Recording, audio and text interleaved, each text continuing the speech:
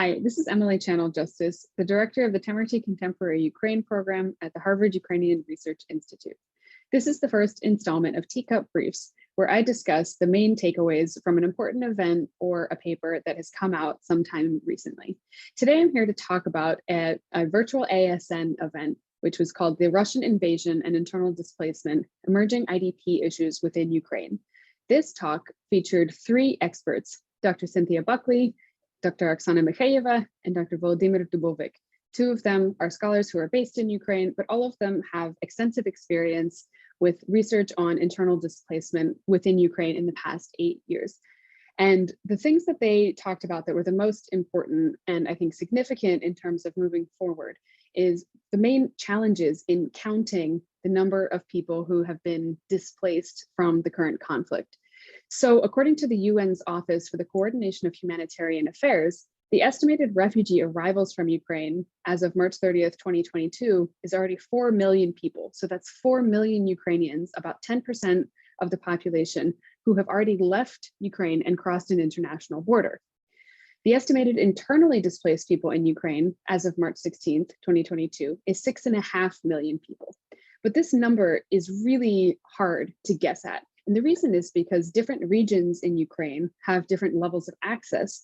What I mean by that is that there's a lot more information about the people who are gathered in Western Ukraine, in cities like Lviv, for instance.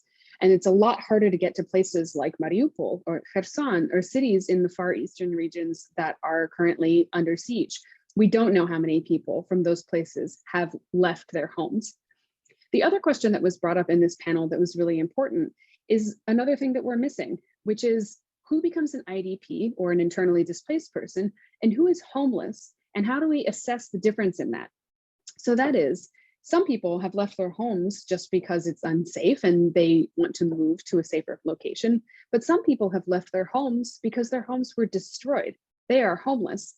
And so how do we actually account for the number of people who are displaced for these different reasons? And this is another figure that's really hard to guess at because we don't have access to a lot of the regions where all the conflict is happening. So those are some of the things that make it really challenging to count the number of displaced people. We also know that so far the demographics of refugees are mostly women and children, but we don't know about the internally displaced population because the men between the ages of 18 and 60, they are not allowed to leave the country, but they are allowed to move within the country.